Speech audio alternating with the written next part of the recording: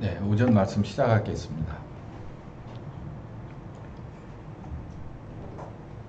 제가 지난 수요일 날 설교가 여러분께 미리 오늘 설교의 서론격이다라고 말씀드렸는데 동영상을 아마 보신 분들이 있으실 거예요.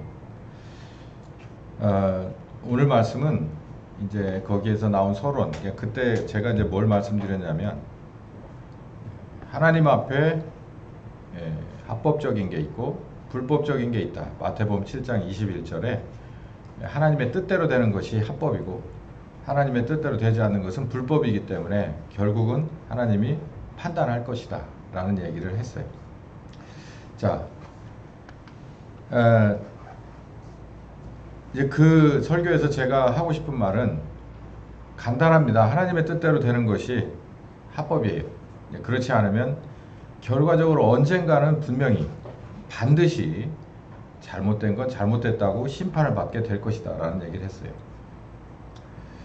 자, 이제 오늘 좀 뜨거운 얘기를 하게 될 텐데 이제 그게 바로 이름하여 이 칼빈의 구원론 논쟁입니다. 로마 카톨릭이 초대교회 전통을 무시하기 시작했어요. 초대교회는 순교로부터 그 피값으로 헌신으로 세워진 교회입니다. 예수님의 순교의 피값, 제물의 피값, 대속의 제물의 피값, 그리고 초대교회의 사도들을 비롯한 120명의 성도들의 피값으로 세워진 교회예요.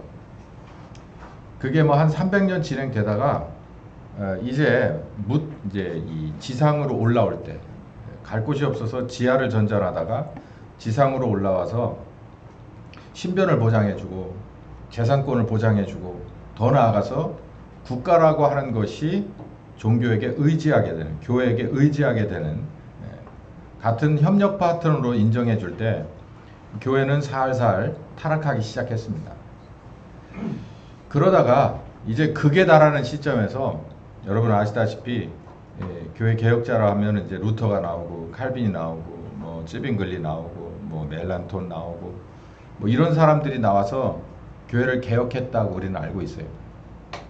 교회를 개혁해서 사실상 얼마 가지 않았습니다. 얼마 가지 않고 좌우로 치우치다가 세계 1, 2차 세계대전이 지나고 나서는 이제 지금까지는 계속해서 내리막을 걷기 시작을 하는 거예요. 그러다 2024년이 된 겁니다. 그러다 뜬금없이 2024년 뭐 정확하게 말하면 한 5년 전부터 스멀스멀 뭐가 올라오기 시작했냐면 우리 대한민국의 교회에 있어서 개신교회에 있어서 절대로 건드릴 수 없는 성역이 있거든요. 그게 바로 칼빈의 구원론입니다. 이 칼빈의 구원론에 관해서 이제 살살 반기를 드는 사람들이 장로교단 안에서 나오기 시작했어요. 이제 거기에 관해서는 이제 유튜브가 잘 퍼지질 않더라고요. 이제 곧 퍼질 건데 이게 퍼지기 시작하면 생각보다 좀 커질 거다 저는 그래 봅니다. 왜냐하면 거기에 문제 있다라고 이 손을 들고 나온 사람들이 무시할 수 없는 신학자들이 나오고 또 이거에 대해서 굉장히 심각하게 생각하고 끝까지 가겠다라고 하는 사람들이 꽤 있더라고요. 이 칼빈의 구원론은 여지까지 성역이었어요. 그러니까 누군가의 영린을 건드린 것이 그냥 발칵 뒤집어지게 생긴 거예요. 근데 사실 따지고 보면 우리 교회는 2005년에 시작했는데 제가 성경 공부를 하기 시작하면서 아 이게 틀렸구나라고 생각한 건 벌써 30년도 훨씬 넘었습니다. 칼빈의 구원론은 틀렸다. 근데 이거에 허상 속에 쌓여있는 사람들이 이렇게 많구나라고 하는 걸 가지고 뭐 저를 잘 모르시겠지만 저하고 가장 오래 옆에 있었던 제 아내는 알 거예요. 저는 이 성경 공부 노트조차도 누군가가 보는 걸 싫어했었어요. 그렇게 감추고 있다가 2005년부터 저하고 같이 이 교회 시작하신 분들은 알겠지만 제가 이걸 밖에 나가서 얘기하라고 하던가요? 얘기하지 말라고 그랬잖아요. 그리고 우리 교회는 전도를 그렇게 그런 식으로 마구잡이로 안 하는 이유 중에 하나가 이 문제가 여기 걸려있기 때문에 지금까지 사실은 이렇게 불을 켜서 작은 호롱불을 켜서 이 뭘로 이렇게 쌓아놓은 것 같은 저 마루 밑에다 넣어놓은 것 같은 그런 문제였어요. 근데 가만히 보니까 제가 이걸 제 입으로 꺼내 들기는 싫었는데 주변을 이렇게 들여다보니까 어느 순간에 세상이 변해가지고 본인들 스스로가 이게 틀렸다는 얘기를 하기 시작하더라고요. 그래서 야, 정말 기가 막히고 코가 막혀 세상이 이렇게 바뀔 수도 있구나. 칼빈의 이 구원론에 관해서 이렇게 반기를 들고 나서는 사람들이 장로교 안에 있을 수가 있다니, 제가 이런 생각을 하다가 이게 곧 하나님이 때를 조성하시는 게 아니냐, 침례 요한이 예수님의 때를 준비했듯이 이게 바로 이런 거 아니냐, 이런 생각이 들었어요. 근데 공교롭게 뭐가 문제냐면, 문제 있다고 얘기하는 사람들이, 문제 제기하는 사람들의 용기는 가상하지만 답이 없어요. 해법이. 이게 틀렸는데 이거 그러면 어떻게 해야 되느냐라고 하는 데는 답이 없어요. 답을 낼 수가 없어. 그 답을 우리는 다 알고 있잖아요. 우린 그걸 20년 동안 공부해 왔잖아요. 문제는 20년 동안 공부를 했으면 뭐합니까? 그게 진짜 그대로 이루어졌어야지. 그 과정대로 내게 이루어졌어야지. 그거를 정확하게 눈에 보이지 않는 그러나 분명한 잣대이신 성령님 앞에서 초급을, 그리고 중급을, 고급을 패스했어야지. 그렇지 못하면 더 심각한 결과가 나요. 알았는데도 불구하고, 기회가 주어졌는데도 불구하고 이 과정을 통과하지 못했다면 더 많은 책임을 물어야 될 겁니다. 그러니까 우리 밖에서 무슨 논쟁이 어떻게 일어나든 그건 상관없고, 그건 때가 되면 더 캄캄해지면 우리 같은 촛불도 결국은 빛날 수밖에 없어요. 그때 되면 알아서 성령께서 하시겠지만, 저는 걱정이 그겁니다. 우리가 성령께서 원하시는 대로 그렇게 오랜 기간을 가르쳐 줬는데 실질적인 변화가 우리 가운데서 일어나지 않았다면 이건 더 크게 얻어맞는다는 얘기죠. 더 맞아요. 더 알려줬는데도 안 했다고. 자, 그래서 오늘 이 칼빈의 구원론 논쟁을 조금 이렇게 넓은 데서부터 이렇게 좁혀 들어가 보려고 하는데요. 합법적이어야 된다는 것을 머릿속에 두세요. 합법적이냐 불법이냐 둘 중에 하나예요. 근데 여러분이 선택하는 겁니다. 어떤 사람이 뭐라고 해서 강요해서 될 문제가 아니에요. 제가 여러분께 강요하는 거 의미가 없어요. 그런 거 의미 없고, 여러분이 제가 있는 그대로를 쫙 펼쳐놔 드릴 테니까 여러분이 이걸 들으면서 심각하게 고민하고 기도하고, 더 알고 싶은 건 여러분이 찾아보고, 그리고 문제 있다 싶은 건 제가 필요하면 저한테 말씀하셔도 되고, 그리고 저 가지고 안 되겠다라고 하면은 기도하면서 그 안에서 성령님 분명히 살아있거든요. 살아있는 게 아니라 우리와 함께 하시잖아요. 그분이 선생님이라고 했죠. 그분이 진리라고 했잖아요. 그분에게 배우시고 여러분 배우고 확신한 일에 거하시는 여러분들이 되길 바랍니다. 여러분에게 다 주어진 기회예요. 그 기회를 놓치면 안 됩니다. 그 책임도 여러분이 지는 거기 때문에 저는 할 수 있는 최선을 다해요. 오늘 얘기할 것은 첫 번째, 교회 개혁과 칼빈. 이 사람이 선두주자죠. 이 사람은 절대 뺄 수 없습니다. 근데 이 칼빈에 맞선 사람들이 좀 있어요. 아르미니우스와 이 웨슬리, 요한 웨슬리, 이 감리교 창시자죠. 이 아르미니우스는 여러분 아마 오늘 처음 들어보신 분도 계실 텐데, 웨슬리하고 아르미니우스는 이 시간 차이가 좀 나긴 하지만 칼빈에게 반기를 확실하게 들은 사람이에요. 근데 이 칼빈에게 반기를 들은 사람은 이 아르미니우스가 나오기 전에 칼빈과 같이 동시대에 어쩌면 그보다 더 루터와 칼빈을 낳았던, 야 이건 아니다, 이 카톨릭 이건 잘못하고 있어, 이거는 말씀하고 틀려라고 생각하고 루터라고 하는 사람이 먼저 손들고 나오기 전에, 그리고 칼빈이 뒤에 나오기 전에, 쯔빙글이나 이 멜랑톤이 뒤에 이어서 서브로 나오기 전에 이미 이건 틀렸어 라고 나와서 순교한 사람들이 꽤 있었어요. 제가 간혹 얘기하는 대표자가 얀 후스 같은 사람이에요. 그 사람은 유아세례 거부하고 카톨릭교회 전통 싹 거부했다가 보란듯이 잡아다가 모닥불 위에 태워 죽였습니다. 그 사람의 그 죽음을 보고 그 사람의 제자들이 산산이 흩어졌어요. 초대교회하고 비슷하게 흩어져서 여기저기 가서 그 신앙의 전통을 그냥 잊어버리고 흐지부지 된 게 아니라 있는 곳에서 자기네 신앙의 전통을 전해줬어요. 그러니까 루터가 들고 나오기 전, 그리고 칼빈이 들고 나오기 전에 이미 바닥에서는 많은 사람들이 이건 이런 식은 아니잖아 라고 하는 것이 넘실넘실 거리고 있었다는 얘기예요. 거기에 그냥 깃발만 들고 나온 게 난 이 두 사람이라고 봐요.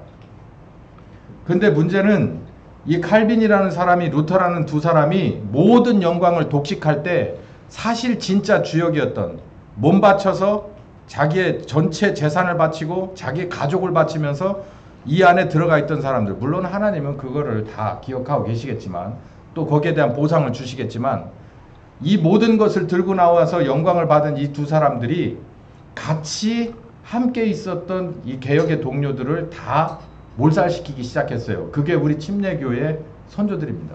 그 재침례교도 사람들이에요. 거기에 대한 이 얘기는 장로교 사람들은 얘기 안 해요. 왜냐하면 자기네들의 치부거든. 그러니까 이 칼빈이라는 사람이 우뚝 서서 스위스를 중심으로 해가지고 거의 하나님 다음 격이 될 때, 예? 이 아르미누스라고 하는 사람이 근 100년 이상 뒤에 나오기 전에 어떤 사람이 먼저 나왔냐면 이 재침례 교도들이 먼저 동지는 틀렸네. 우리가 원래 개혁하고자 하는 건 이런 게 아니었어 라고 들고 나온 사람들이 있었어요. 제가 오늘은 그냥 스킵하겠습니다. 그 얘기는 이렇게 해서 적당히 다룰 문제가 아니기 때문에 제가 필요할 때 적절한 게 준비를 해서 다시 하겠지만 이 칼빈이라는 사람과 루터는 제가 볼 때 그런 사람이에요.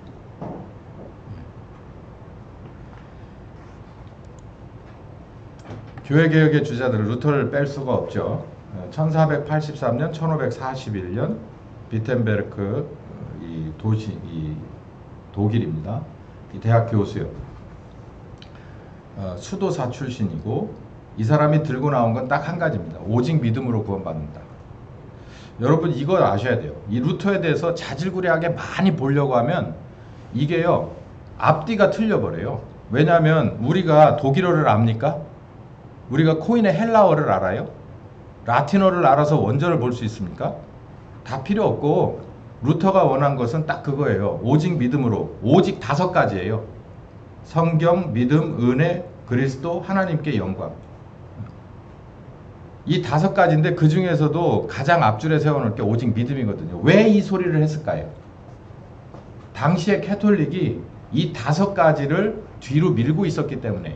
이 반대되는 것이 오직 이거에 반대되는 단어들이 앞서 있기 때문에 그거는 아니다라고 들고 나온 거예요. 그러니까 이걸 보면 우리가 뭘 알 수 있냐면 이 루터의 마음도 알 수 있고 루터의 주변에 있던 로만 카톨릭이 어떤 식의 현실에 사로잡혀 있는지를 알 수가 있는 거예요. 그러니까 루터 하면 오직 믿음. 그것만 아시면 돼요. 오직 믿음. 성경, 은혜, 그리스도, 하나님께 영광. 이거는 다 변방에 밀어놓고 다른 거 가지고서 우물딱주물딱 하던 교회가 싫어서 그 안에서 수도자 출신이고 대학 교수였던 사람이 나와서 이건 아닙니다 라고 95개의 반박 조항을 자기가 담임하는 교회에다가 못으로 쳐받고 시작한 사람이에요. 이 사람. 그래서 힘든 일도 많이 겪었지만 결국 순교하지는 않았습니다. 이 사람은. 맨 앞장섰는데 피탄되지는 않았어요. 재밌죠? 쯔빙글리라는 사람이 있어요. 전 이 사람이 제일 싫은데 이 사람은 루터나 칼빈하고 비슷한 사람이에요. 다 역시 이 선골 출신들입니다. 좋은 가문, 좋은 이 학업, 학벌 이런 거 다 배운 사람인데 성경의 권위를 가장 높이에다 뒀어요. 왜냐하면 그 당시에 캐톨릭이 성경의 권위를 좀 밑으로 놓은 거예요. 그렇기 때문에 성경 아닌 다른 것들은 제2선, 3선으로 밀려나야 돼 이 얘기죠. 그러니까 이를테면 이거예요. 우리 교회에서 목사님 말씀이 성경보다 위에요. 그러면 안 되는 거예요. 근데 그 카톨릭 교회는 사제가 뭔가를 얘기하면 그게 성경보다 위야. 그러니까 그 꼴이 보기 싫어서 나와서 얘기한 거예요. 야, 그게 상식적으로 말이 되냐? 성경이 하나님의 말씀인데 왜 밑에 있는 사제들이나 교부들이 유명한 목사라고 보면 돼요. 교부는. 그런 사람들이 얘기했다고 그래서 그게 진짜 성경보다 위에 있는 권위냐? 말이 안 돼 라고 얘기한 사람이에요. 그러다가 나중에 이걸로 인기를 끌었죠. 루터하고 뭘 가지고서 싸움이 붙었냐면 우린 주의 만찬이라고 그러는데 그 사람들은 성찬이라고 그러거든요. 이 여기부터가 틀린 거예요. 이 단어 선택이. 성찬이라고 하는 거는 캐톨릭적인 요소가 있는 겁니다. 주의 만찬은 정말 개혁적인 요소가 들어가 있는 거예요. 이 성찬이라고 하는 것은 이 카톨릭 교회에서는 우리가 주의 만찬이라고 부르는 이거 안에 이 시간에 뭐가 온다고 생각하냐면 예수 그리스도의 몸과 피가 온다고 생각해요. 그 화채설이라고 그러거든요. 그렇게 믿어왔다는 거예요. 이게 도대체 말이 되는 얘기냐? 이건 아니야 라고 생각하면서 개혁하자라고 들고 일어난 사람들의 항목 중에 하나가 이 주의 만찬인데, 그런데 루터는 여기에 대해서 엉거주춤했어요. 재밌죠?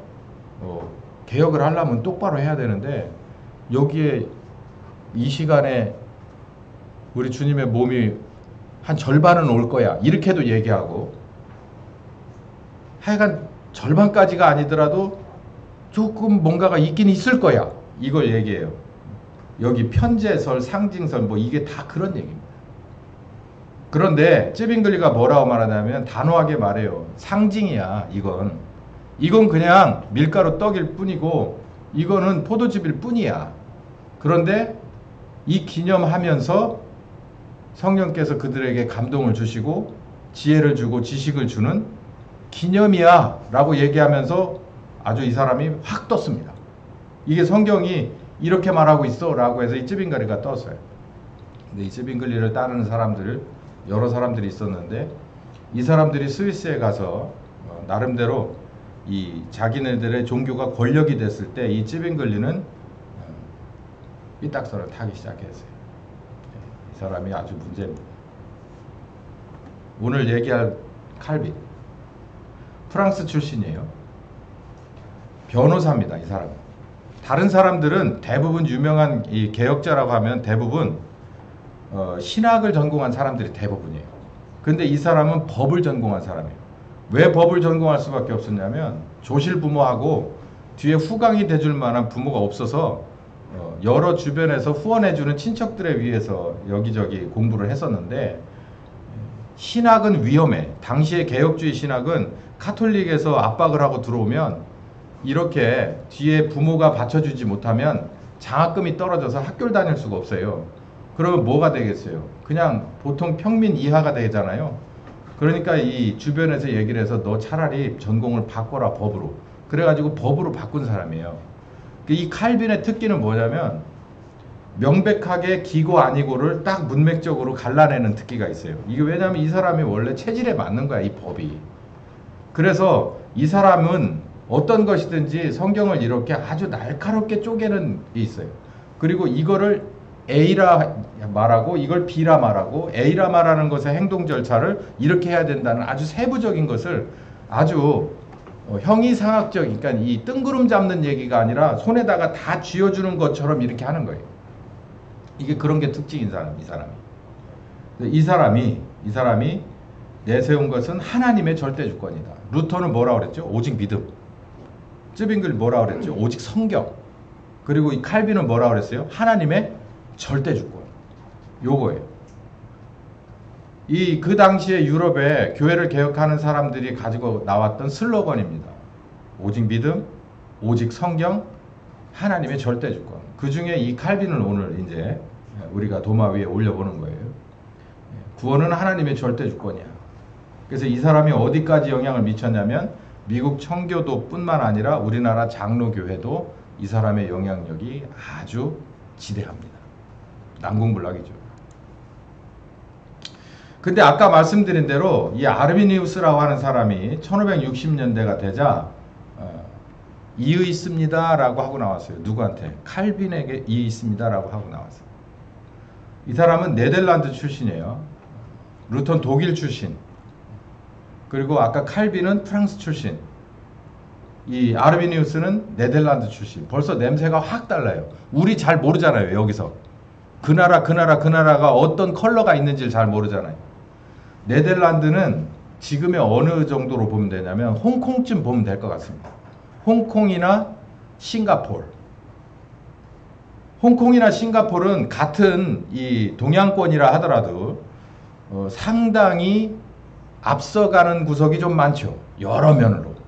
우리도 앞서가고 일본도 앞서가지만 우리가 구한말쯤 됐을 때 싱가포르나 홍콩쯤 됐다고 생각하면 되겠어요. 이 네덜란드가. 그런데 네덜란드는 무역과 금융, 그 당시에 여기 1500년대니까 무역과 금융, 그 당시에 인문주의라고 하는 것의 최고봉이었습니다. 프랑스나 독일보다도 여기가 훨씬 더 빨라요. 왜 그럴까요?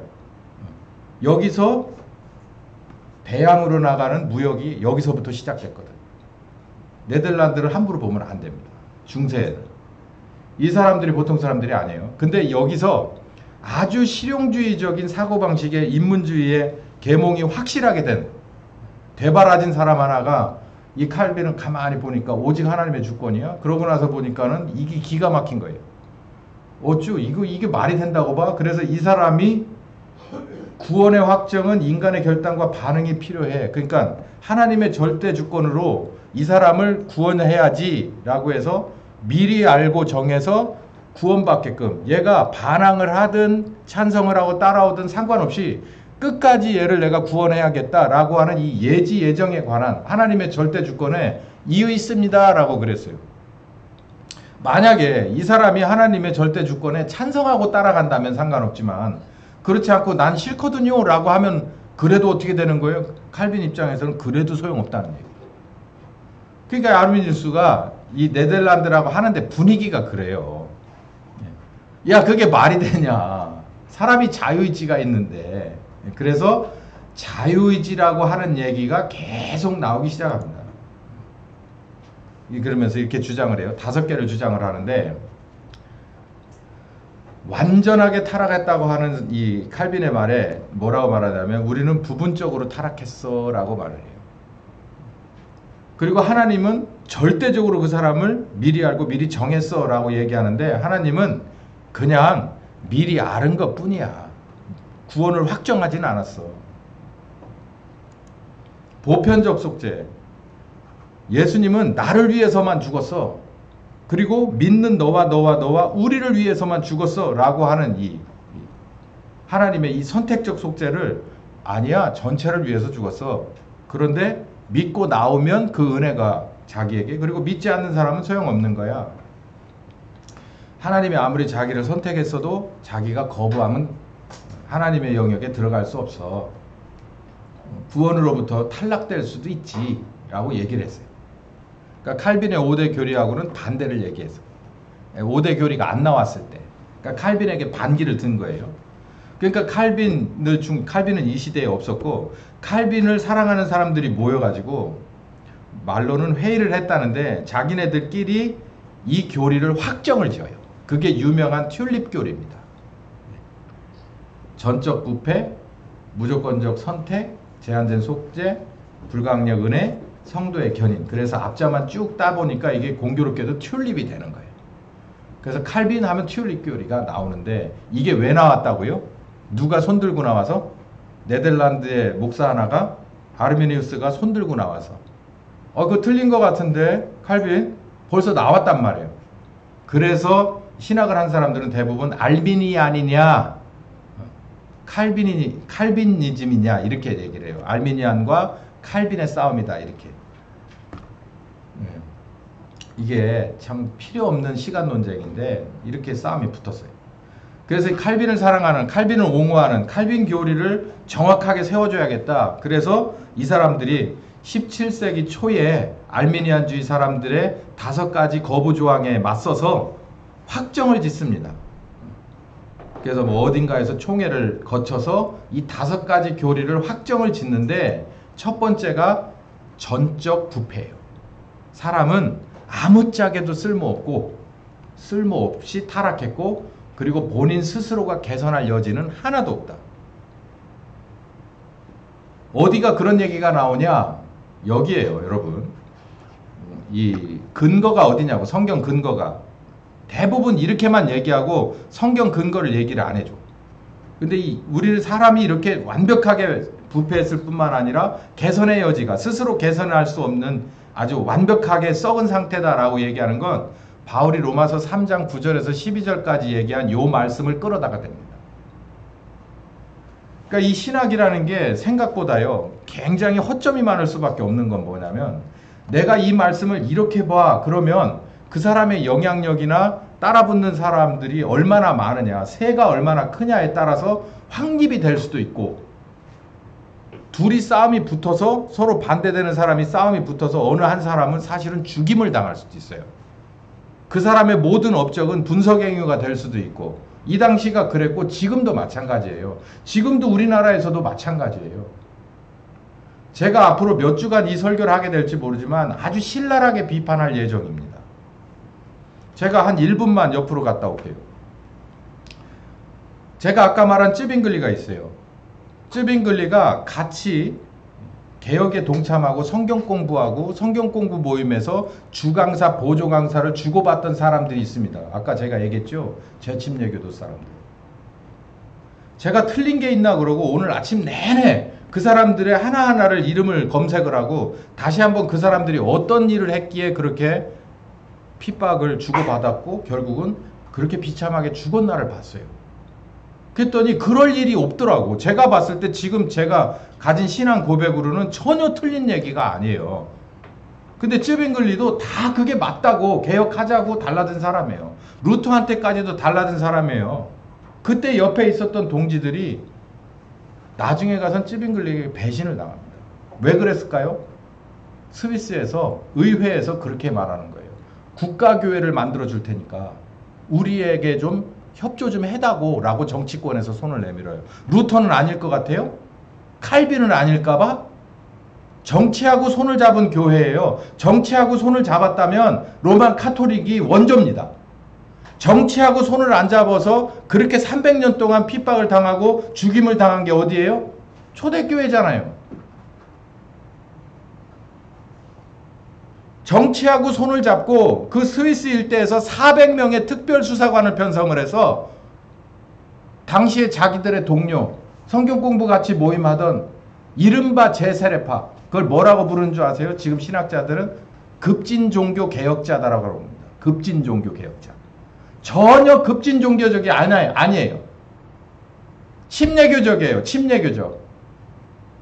완벽하게 침례교적인데 그 사람들 잡아다가 얼마나 심하게 죽였어요. 그 주동자들 셋이 죽은 걸 보면 제가 마음이 뭉클할 정도예요. 하나는 도망 다니다 역병 걸려 죽고, 하나는 그 스위스 이 호 있잖아요. 여기 암용추, 수용추 하는 그런 거기에 결박당해서 돌멩이 묶어서 집어 던져 죽였어요.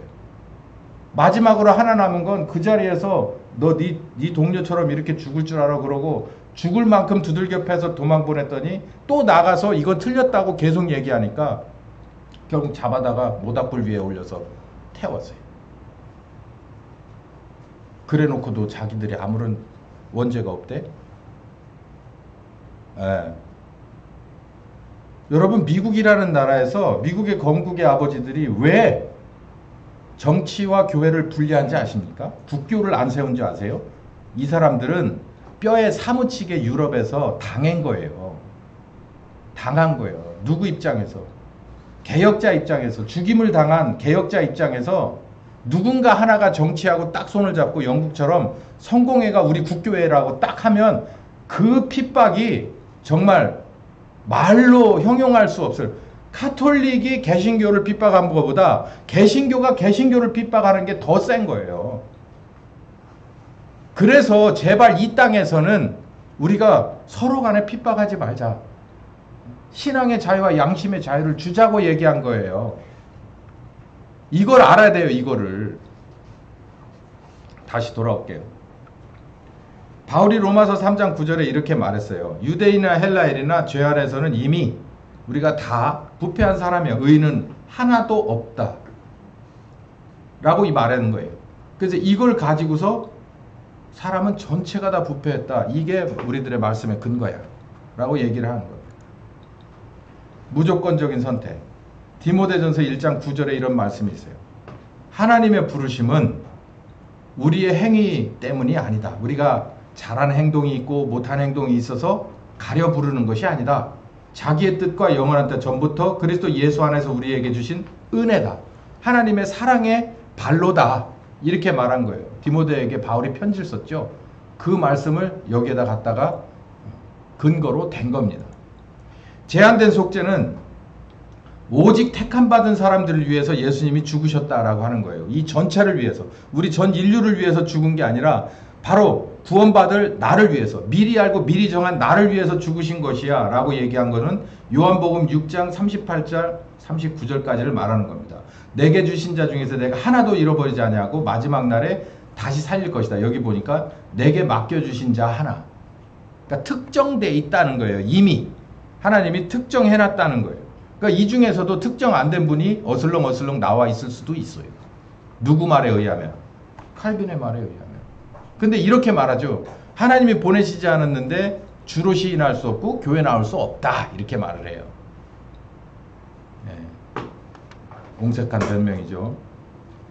불가항력적인 은혜를 말합니다. 아까 말씀드렸듯이 하나님이 나를 구원하기로 정했으면 나는 거기에 싫든 좋든 반항할 수 없다는 거예요. 그냥 마네킹 수준이라는 거예요. 하나님이 땡기면 땡겨줘야 하고 밀면 밀어줘야 되고 하나님이 여기다 옮겨놓으면 옮겨줘야 되고. 근데 아까 알미니아 어느스가 왜 반대를 들었냐면 사람이 그래요? 하나님이 나에게 뭔가 은혜를 주려고 어마어마하게 해도 내가 싫어요 라고 할 수 있단 말이에요. 근데 이 사람 뭐라고 말하냐면 그래도 소용없어. 여기 봐요. 로마서 8장에 이런 말씀이 있어요. 그 뜻대로 부르심을 입은 자들에게 모든 것이 협력해서 선을 이룹니다. 미리 아신 자들, 미리 정하신 자들, 미리 정하신 그들을 또한 부르시고 부르신 그들을 또한 의롭다 하고 영화롭게 하셨습니다. 라고 얘기해요. 그러니까 여기 미리 알고 미리 정했다. 여기가 나오는 거예요. 내가 쟤를 구원해야지 라고 미리 쟤를 알았고 내가 구원해야지 라고 확정을 딱 도장을 꽉 찍어버렸다. 반드시 이룬다. 이 말씀이에요. 이게 칼빈에 있어서 이게 뺄 수 없는 얘기가 이 로마서 8장 28절에서 30절. 그 뜻대로 부르심을 잡은 모든 것이 협력해서 하나님의 뜻을 이룹니다. 반드시 이루게 됩니다. 라는 얘기예요. 제일 재밌는 건 이거예요. 제가 볼 땐 여기가 아주 가장 큰 문제인데 선택되고 구속함을 받은 사람은 하나님이 끝까지 견인한다. 견인한다.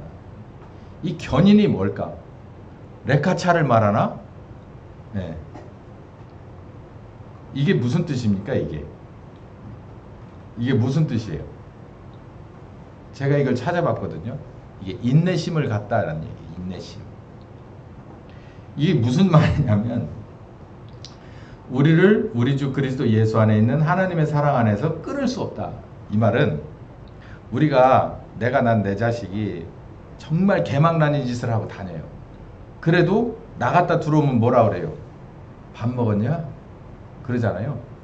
아무리 나쁜 짓을 하고 들어왔어도 출연하게 들어오면은 밥은 먹었어? 이 얘기예요. 이 얘기. 절대 끊을 수 없는 거예요. 누구는. 하나님은 우리를 끊을 수 없다. 왜? 부모로서의 인내심이 있기 때문에. 그러니까 끝까지 연결되어 있다는 얘기예요. 뭐가? 구원이 연결되어 있다는 얘기예요.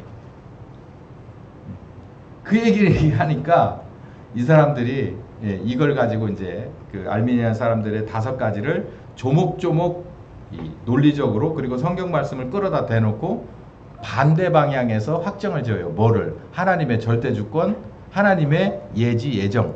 그걸 칼빈의 신학을 확정을 지은 건 사실 칼빈을 옹호한 사람들이 훗날에 17세기 때 한 겁니다.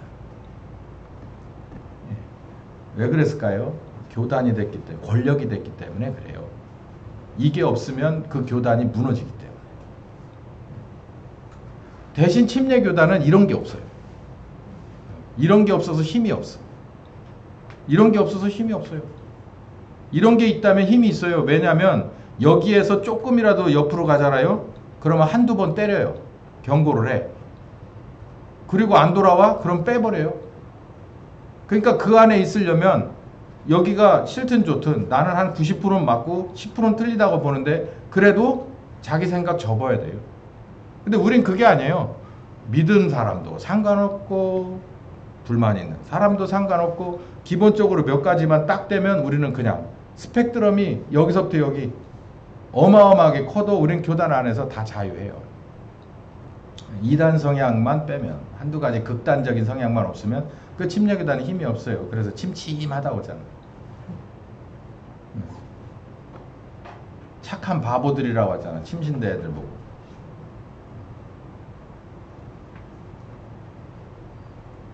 저는 참 잘못됐다고 봐요. 존 웨슬리가 알미니안의 뒤를 이어서, 그러니까 이 존 웨슬리는 감리교 창시자잖아요. 그러니까 감리교 성향을 가진 사람, 우리나라 이제 기장이나 감리교 또 이쪽의 성향을 가진 사람들은요, 이렇게 주장을 합니다. 이 웨슬리가 이렇게 손을 들고 나왔어요. 여러분, 이 웨슬리에 대해서는 잘 아실 테니까 시간도 별로 없고 이렇게 넘어가 보죠. 웨슬리가 뭐라고 말했냐면, 사람이 전적으로 타락한 것은 인정. 그러니까 알미니안 사람들이 얘기한 것과는 좀 다른 얘기를 했어요. 반절은 타락했어 라고 얘기해. 재생 가능해 라고 했는데 아니야, 전적으로 타락했어. 두 번째, 조건적 선택. 여기서 봐요. 자유의지, 자유의지, 자유의지가 계속 들어가 있죠. 그러니까 웨슬리는 뭘 중요하게 생각했냐면, 그 한 사람 한 사람의 의지를 중요하게 생각했어요. 하나님은 하나님으로서의 일을 하지만 사람이 거기에 하나님이 원하는 수준의 결단과 행동을 하지 않는다면 그거는 하나님도 어떻게 할 수 없다라는 얘기예요. 저는 이 사람 말에 원칙적으로 동의합니다. 저는 이 사람이 본 성경이 제가 본 성경과 맥을 같이 해요. 근데 저는 침례교단 사람이에요. 근데 이게요, 지금은 가만히 보면 이 자유의지가 어디까지 갔느냐면 하나님의 영역을 침범해버린 데까지 들어가 있어요. 현재의 이 자유의지론에 입각한 교단들은, 자유주의 교단들은 너무 많이 나가 있어요. 하나님의 것을 너무 많이 침범을 해버렸어요. 그게 문제인 거예요. 근데 웨슬리가 처음에 칼비의 예정론을 가지고서 맞설 때 이 모라비안을 만나요. 아까 모라비안이 어떤 사람 중에 하나냐면 개혁자들에게 핍박을 받았던 이 이른바 급진 종교 개혁자들 중에 하나입니다. 이 모라비아, 이게 이 동네가 이 동네 이름이거든요. 이 모라비라고 하는 동네에 사람들을 말하는데요. 거기에 모여 살던 사람들. 여기에 어떤 사람들이 많이 모였냐면 개신교 사람들인데 카톨릭이나 개신교에서 핍박을 받는 사람들이 피난처로 쓰던 동네예요. 여기가. 이쪽은. 그럼 여기가 어떤 데일까요? 그냥 문전옥답이 쫙 펼쳐진 데일까요? 제가 여기를 안 가봤는데 아마도 여기는 남들이 버린 땅일 거예요. 별로 거기서는 달콤한 게 없는 땅일 거예요. 산악지역이었을 거고 거기서는 기껏해야 뭐 먹고 살기 되게 힘든데 이런 데로밖에 갈 데가 없는 거예요. 프랑스에서, 스위스에서, 유럽 곳곳에서, 독일에서 다 쫓겨난 사람들이 거기로 와서 있던 데예요. 그러니까 모라비안들은 지금으로 말하면 무슨 난민촌처럼 이렇게 돼 있는 데예요.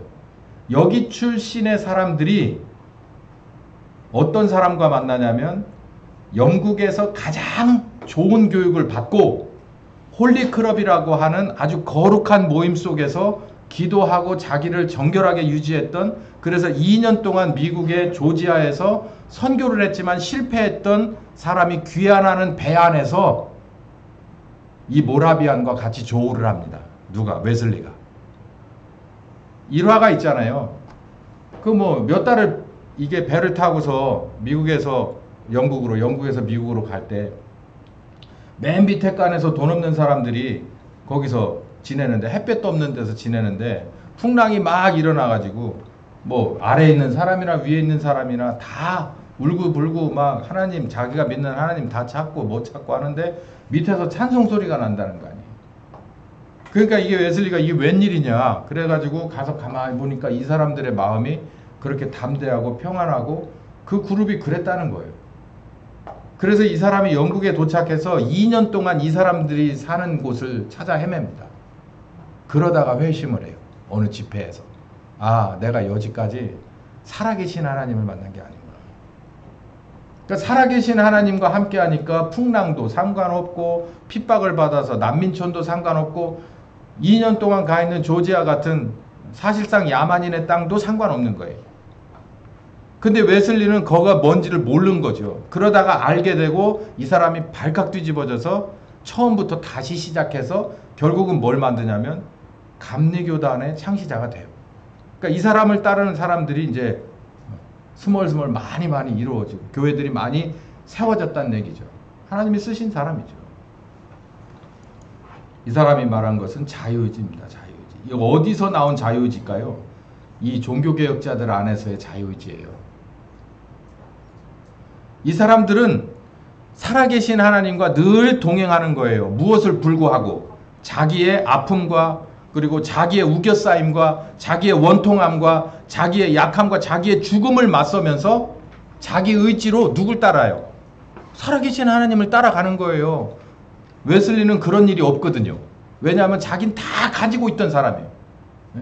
자기는 학벌도 좋은 사람이에요. 배경도 좋은 사람이에요. 자기가 홀리클럽을 만드니까 온갖 곳에서 주목해주고 격려해주고 조성해주고 다 이렇게 위로 올려준 사람이에요.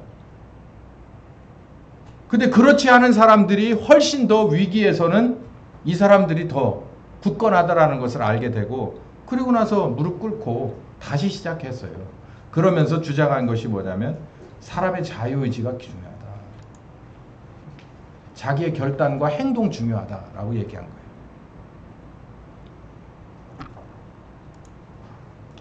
제가 아까 얘기했던 이 제침례판, 이 스위스에서 죽임을 당한 대표적인 사람들입니다. 이 곤라드 그레벨, 만츠, 블라우로, 휘브마이어 이런 사람들은 역사 속에 있지도 않아요. 이 사람들이 어떤 사람이었는지는 알지도 않아요. 토머스 민처, 그게 뭐 독일 사람 발음인가요? 그 사람은 완전히 공산주의 앞잡이처럼 돼 있어요. 묘사가. 그 사람은 그렇지 않아요. 그 사람들이 주장한 것이 뭐냐면 유아세례 거부한 겁니다. 여러분 유아세례가 합당해요? 유아세례? 지금도 유아세례를 하는 데 있죠. 유아세례가 합당합니까? 그럼 뭐라고 얘기하는 줄 아세요? 유아세례, 그러니까 세례는 구원하고 상관없대. 그러니까 세례를 꼭 받아야 구원받는다라고 하는 것은 아니라고 또 피해가요. 근데 이 당시에서 세례는요, 구원의 확증이에요. 그러니까 이 어렸을 때 병으로 이렇게 저렇게 해서 애들, 죽는 애들이 많으니까 부모된 입장에서 이 애들의 구원은 어떻게 될까를 고민을 많이 하다가 이걸 끌어안을 수 있는 방법이 뭐냐면 나자마자 얼마 안 있다가 할례를 주듯이 뭘 주는 거예요? 유아세례를 주는 거예요. 근데 믿음이 있어야 되잖아. 근데 그 믿음을 누가 들고 나와요? 아기가 믿음이 있는지 없는지를 확인을 못 하잖아요. 그러니까 누가 들고 나와요? 가톨릭에서는 누가 들고 나와요? 대부 이렇게 나오잖아요.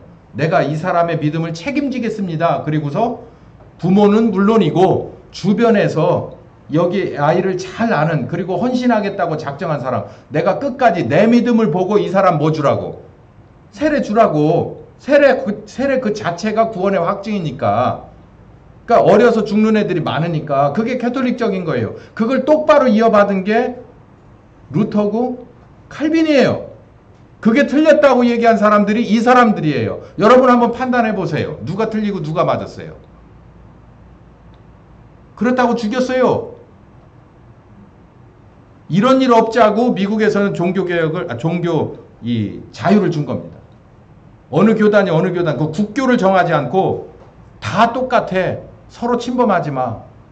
영역을 침범하지 마. 선 넘지 마. 라고 얘기한 거예요.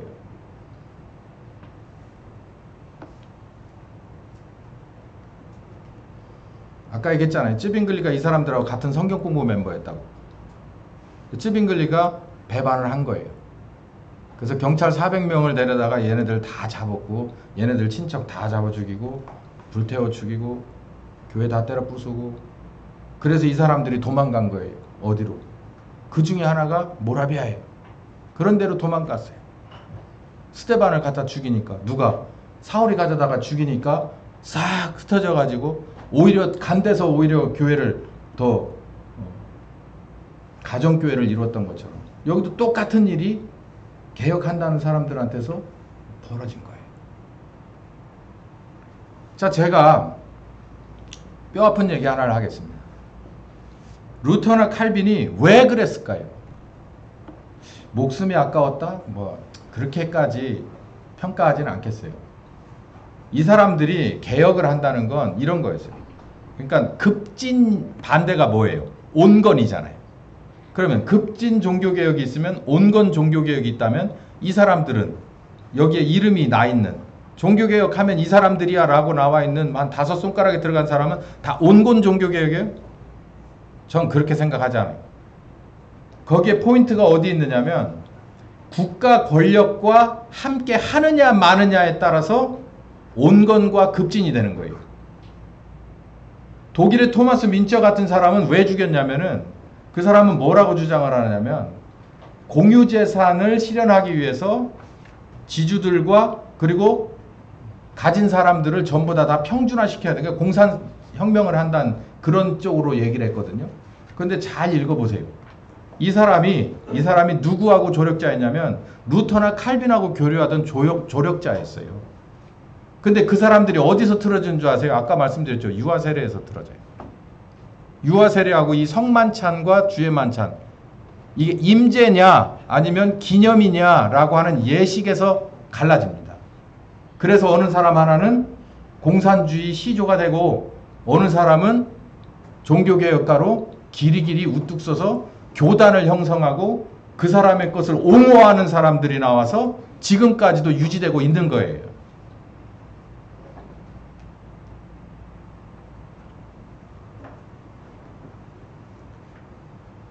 자, 그러면 도대체 너는 뭘 원하냐? 넌 네가 말하는 것이 뭐냐? 제가 아까 설교 머리에도 말씀드렸다시피 우린 이걸 20년 동안 공부했잖아요. 20년 동안. 제가 이따가 오후에 그 말씀을 조금 더 드려볼 거예요. 자, 우리는 뭘 주장하나? 우리는 아주 생각보다 간단한 건데 뭘 주장하나? 그러면 칼빈의 예제정이 틀렸다면 뭘 주장하냐? 뭘? 그 얘기는 오후에 잘 준비된 콩국수를 드시고 여러 이 사이드 메뉴들이 많거든요. 많이 이렇게 배부르게 드신 상태에서 오셔가지고 다시 이 말씀을 들으시면 됩니다. 기도합시다. 감사하신 주님, 가만히 교회사를 들여다보니 피의 역사입니다. 아벨의 제사에서부터 피가 있었고 결국 흐르고 흘러서 예수님의 피가 있었고 우리 초대교회에 많은 믿음의 선배들의 피가 여기저기 있었습니다. 중세의 유럽에서도 이렇게 피가 많았습니다. 어떻게 하면 하나님이 원하는 뜻대로 합법적으로 내 인생의 여정을, 이 신앙의 여정을 마감할 것이냐라고 하는 고민이 결국을 피를 들고 나가는 데까지 이루어졌습니다.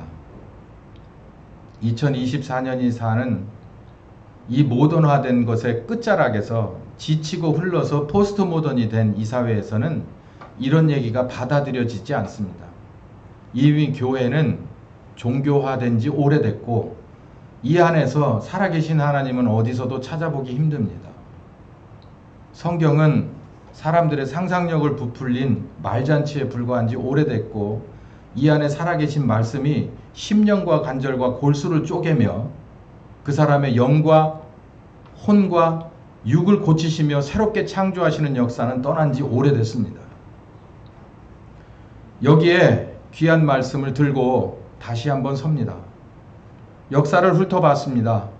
부족한 점 그때그때마다 하나님께서 나서셨다는 것을, 정말 땅끝까지 이르러 증인되고자 준비된 사람들을 함께 끝까지 예수가 그리스도 되신 것을 증거하셨던 우리 주님인 것을 다시 한번 배웁니다. 여기에 있는 이 교회와 우리를 주님 불쌍히 여겨 주시옵소서. 말씀을 우리가 손에 들었습니다. 이런 역사도 이렇게 다른 시각으로 볼 수 있습니다. 지금 현실을 바라봅니다. 우리는 어떻게 주님 앞에 응답하며 나아가야 되겠습니까? 우리 한 사람 한 사람이 실질적으로 우리 주님 앞에 정말 귀하다 여김받는 온전한 알곡이요 온전한 소금과 빛으로 주님 앞에 도달하게 하여 주시옵소서. 예수님의 이름으로 기도했습니다. 지금은 우리 주 예수 그리스도의 은혜와 아버지 하나님 극진하신 사랑하심과 성령님의 교통하시는 역사가 이제는 예수님의 뒤를 이은 초대교회의 전통과 그리고 진정한 교회의 개혁을 바라며 성령님과 땅끝까지 간 그 개혁자들과 이름 없이 이곳 저곳에서 예수의 그리스도 되심을 증거하며 순교한 모든 선배들의 뒤를 따라 가기로 작정하는 한 심령과 가정과 교회 후에 함께 하시기를 예수님의 이름으로 축원하옵나이다. 아멘.